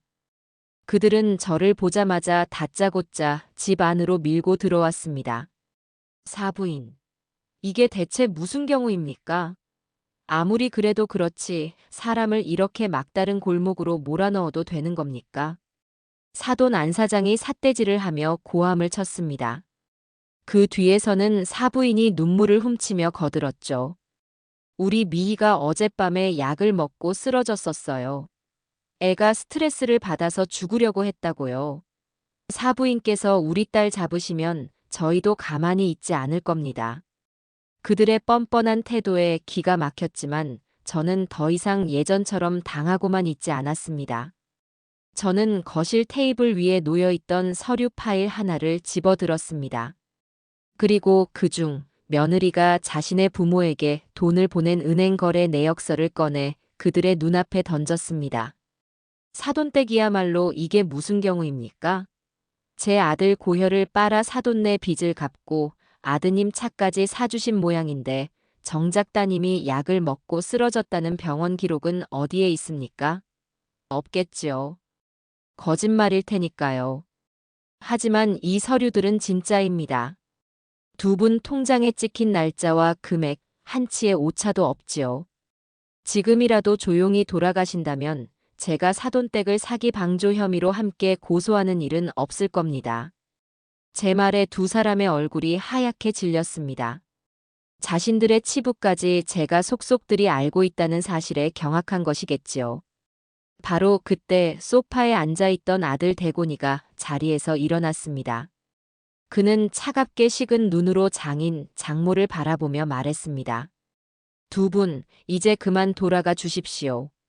미희 씨와의 관계는 오늘부로 끝입니다. 앞으로는 변호사를 통해 이야기 나누시지요.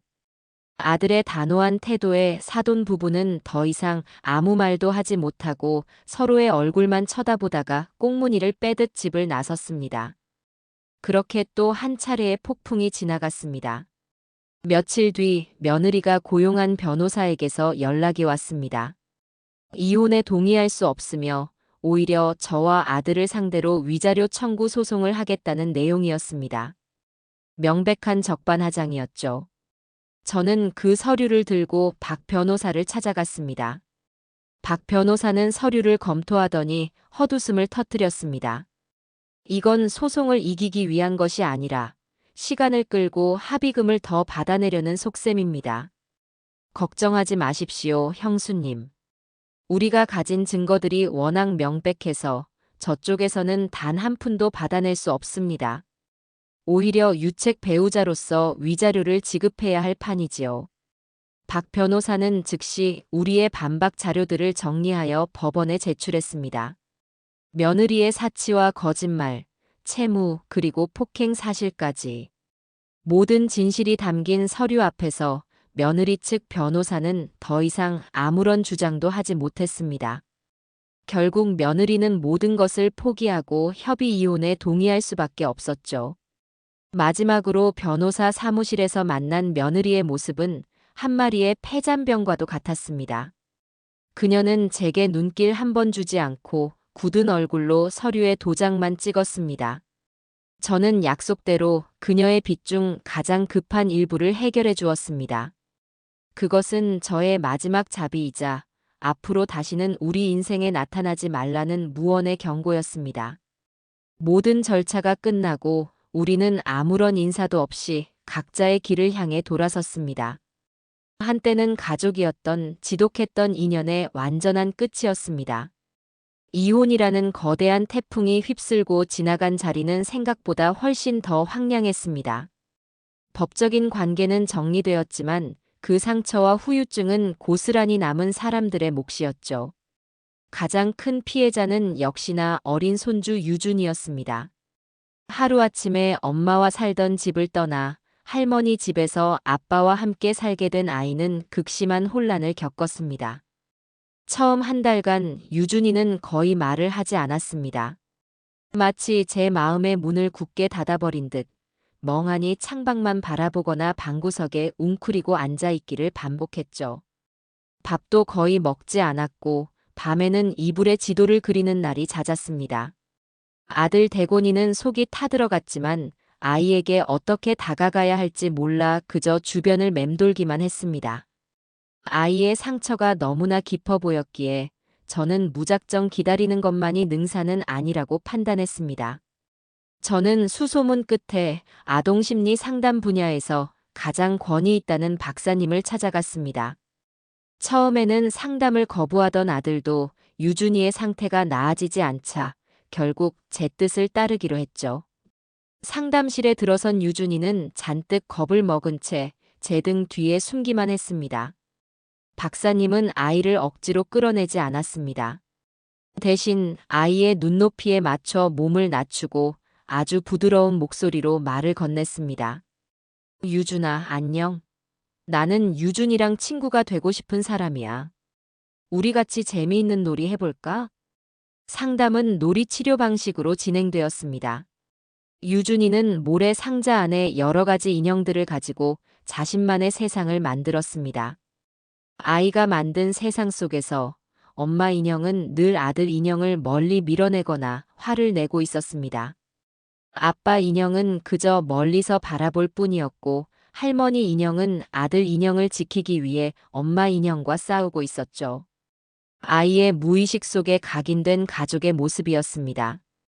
박사님은 그 모습을 통해 아이가 깊은 애착 불안을 겪고 있다고 진단했습니다.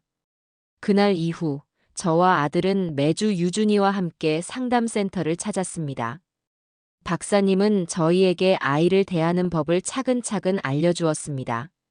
절대로 아이를 비난하거나 다그치지 말 것, 아이의 감정을 있는 그대로 읽어주고 공감해 줄 것, 그리고 무엇보다 중요한 것은 너는 혼자가 아니며 우리는 절대로 너를 떠나지 않을 것이라는 믿음을 심어주는 것이라고 강조했습니다. 저는 박사님의 조언대로 매일 밤 잠들기 전 유준이를 품에 안고 말해주었습니다. 유준아, 오늘 하루도 잘 지내줘서 고마워. 아빠도 할머니도 우리 유준이를 세상에서 가장 많이 사랑해. 무슨 일이 있어도 우리는 언제나 내 곁에 있을 거야. 처음에는 제 품에서 몸을 뒤척이던 아이도 시간이 지나면서 조금씩 제 품에 몸을 맡기기 시작했습니다. 아들 대곤이 역시 뼈를 깎는 노력을 했습니다. 그는 자신의 지난날을 깊이 반성하며 아들에게 좋은 아빠가 되기 위해 최선을 다했습니다. 서툴지만 매일 아침 아이의 머리를 빗겨주고 유치원 가방을 챙겨주었죠. 퇴근 후에는 피곤한 몸을 이끌고 아이와 함께 목욕을 하고 잠들기 전에는 꼬박꼬박 동화책을 읽어주었습니다. 아빠의 꾸준한 노력에 유준이의 다쳤던 마음도 서서히 열리기 시작했습니다. 어느 주말 오후였습니다. 거실에서 함께 퍼즐을 맞추고 있는데 유준이가 불쑥 제게 물었습니다. 할머니, 엄마는 이제 어디 살아? 저는 순간 가슴이 철렁했지만 애써 태어난 척 아이의 눈을 바라보며 대답했습니다. 엄마는 아주 먼 곳으로 여행을 떠났어. 유준이가 씩씩하고 건강하게 잘 자라고 있으면 언젠가 다시 만날 수 있을지도 몰라. 아이에게 상처를 주지 않으려는 저의 서툰 거짓말이었습니다. 그런데 유준이는 뜻밖의 대답을 했습니다. 안 만나도 돼. 나는 아빠랑 할머니랑 사는 게 더 좋아. 아이의 입에서 나온 그 말은 그동안 저희가 쏟았던 모든 노력을 보상해주는 가장 큰 선물이었습니다. 아들 대곤이의 삶도 점차 안정을 되찾았습니다. 그는 전처와의 이혼 과정에서 겪었던 배신감과 자신의 사업 실패로 인한 무력감을 극복하기 위해 부단히 애썼습니다. 그는 결국 운영하던 작은 회사를 정리했습니다. 빚만 남은 허울뿐인 사장 노릇을 그만두고 자신의 기술력을 인정해주는 건실한 중소기업에 재취업하는 길을 택했죠. 직급은 낮아지고 월급은 줄었지만 그는 오히려 마음이 편하다고 했습니다. 매일 정해진 시간에 출퇴근하며 저녁이 있는 삶을 살게 된 것에 감사했죠. 그는 더 이상 술에 의지하지 않았고 주말이면 유준이의 손을 잡고 제 집을 찾아와 함께 시간을 보냈습니다. 우리는 함께 장을 보고 음식을 만들고 텔레비전을 보며 웃고 떠들었습니다. 위기를 겪고 나서야 우리는 비로소 진정한 의미의 가족이 되어가고 있었습니다. 저는 그런 아들의 모습을 보며 이번 시련이 아들에게는 인생의 가장 큰 불행이었지만 동시에 스스로를 돌아보고 성장할 수 있었던 값진 약이 되었을지도 모른다고 생각했습니다. 그렇게 평온한 나날이 이어지던 어느 초겨울, 저는 김장을 하기 위해 이른 아침부터 광역버스를 타고 큰 재래시장에 가는 길이었습니다. 버스가 정류장에 멈추었을 때 창밖으로 익숙한 인형 하나가 스쳐 지나갔습니다. 유미희였습니다. 그녀는 추운 날씨에 얇은 외투 하나만을 걸친 채 길거리에서 어묵을 파는 포장마차의 계산대 앞에 서 있었습니다. 화려했던 과거의 모습은 온데간데 없고 생활에 찌들어 생기를 잃은 얼굴이었습니다. 그녀의 손에는 뜨거운 어묵 국물 종이컵이 들려 있었죠. 그녀는 주위를 살피며 허겁지겁 어묵을 먹고 있었습니다. 저도 모르게 고개를 돌려버렸습니다. 통쾌함보다는 인간의 삶이란 것이 얼마나 허망하고 가변적인가에 대한 서글픈 감정이 앞섰습니다. 한때는 제 아들의 아내였고 제 손주의 어머니였던 여자. 그녀가 조금만 덜 욕심을 부리고 조금만 더 진실했더라면 저렇게 차가운 길바닥에서 홀로 어묵을 먹는 대신 따뜻한 집에서 우리와 함께 김장김치의 수육을 먹고 있었을지도 모를 일입니다. 버스는 다시 출발했고 그녀의 모습은 금세 시야에서 사라졌습니다. 저는 차창에 비친 제 얼굴을 보았습니다. 그 얼굴에는 더 이상 분노나 증오의 그림자는 남아있지 않았습니다. 그저 모든 것을 겪어낸 자의 평온함만이 잔잔하게 어려 있었습니다. 제 마음속에 길었던 전쟁이 비로소 완전히 끝났음을 깨달았습니다. 지독했던 겨울이 가고 봄과 여름을 지나 다시 풍성한 가을이 찾아오기까지 수많은 날들이 물처럼 흘러갔습니다. 그 시간 동안 우리 가족은 상처의 딱지를 떼어내고 새살을 돋우는 과정을 묵묵히 거쳐왔습니다. 아들 대곤이는 회사 생활에 완벽하게 적응했고 실력을 인정받아 입사 3년 만에 팀장으로 승진했습니다. 그는 더 이상 과거의 실패에 얽매이지 않고 현재의 삶에 충실한 성실한 가장으로 거듭났죠. 유준이는 어느덧 듬직한 초등학생이 되어 학교와 학원을 오가며 씩씩하게 제 몫의 하루를 살아내고 있었습니다.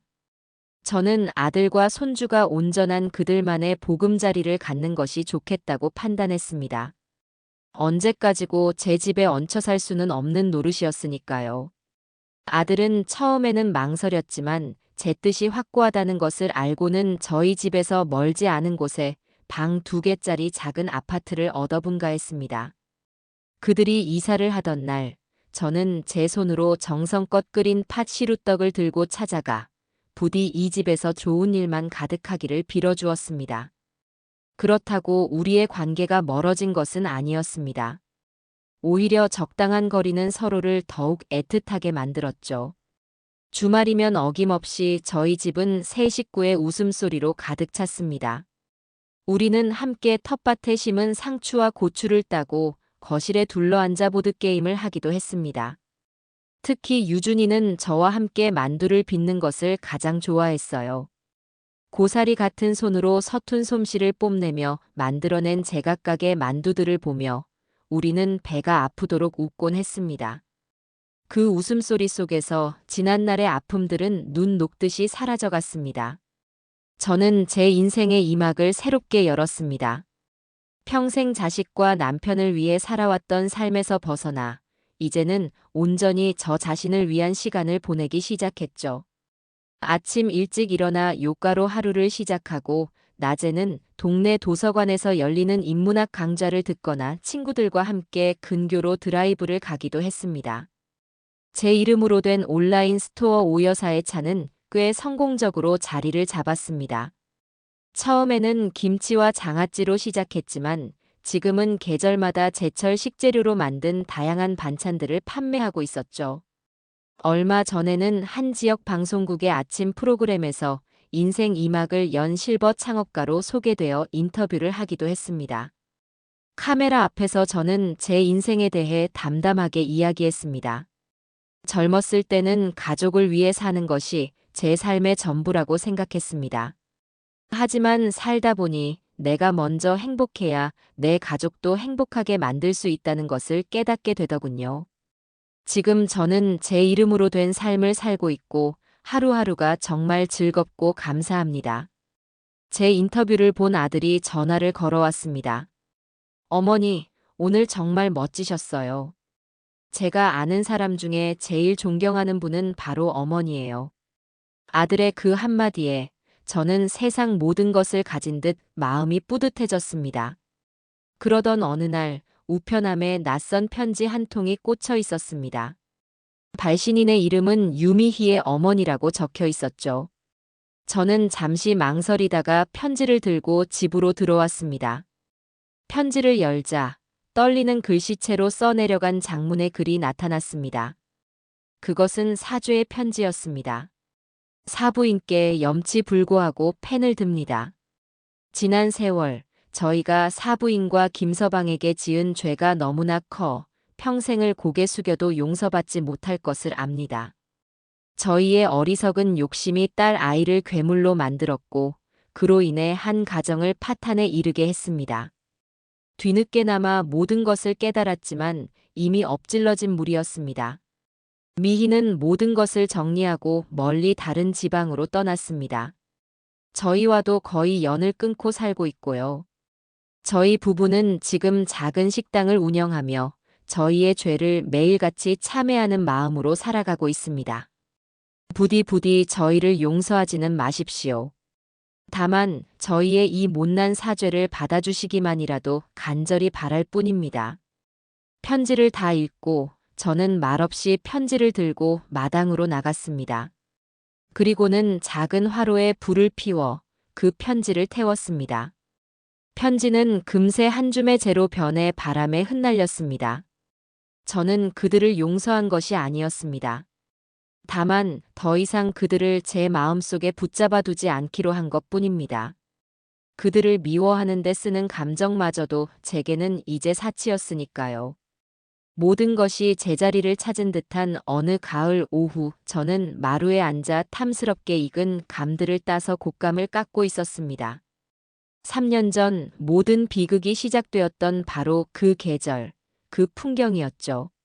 학교를 마치고 돌아온 유준이가 제 곁에 앉아 제가 깎아놓은 감 조각을 맛있게 오물거렸습니다. 할머니, 작년에 만든 곶감 진짜 맛있었는데 올해는 더 많이 만들어주세요. 그럼 우리 유준이 배 터지게 먹게 많이 만들어줘야지. 제가 웃으며 대답하자 유준이는 제 목을 와락 끌어안으며 뺨에 뽀뽀를 했습니다. 할머니 최고. 사랑해요. 아이의 해맑은 웃음소리가 마당 가득 울려 퍼졌습니다. 바로 그때 퇴근길에 들른 아들이 마당으로 들어서며 그 모습을 보고 환하게 웃었습니다. 저는 그 순간 완벽한 행복감에 휩싸였습니다. 제가 그토록 지키고 싶었던 것은 바로 이 풍경이었습니다. 사랑하는 아들과 손주의 웃음소리, 평화로운 우리 집의 저녁. 지독한 싸움 끝에 제가 얻어낸 가장 값진 전리품이었죠. 머리채를 잡혔던 그날의 분노는 이제는 이 행복을 더욱 소중하게 느끼게 해주는 희미한 기억의 파편일 뿐이었습니다. 저는 깎던 감을 내려놓고 제 양옆에 앉은 아들과 손주를 힘껏 끌어안았습니다. 제 인생의 가장 혹독했던 태풍은 지나갔습니다. 이제 제 앞에는 사랑하는 가족과 함께 만들어갈 잔잔하고 따사로운 날들만이 남아 있었습니다. 그것으로 충분한, 더없이 완벽한 삶이었습니다.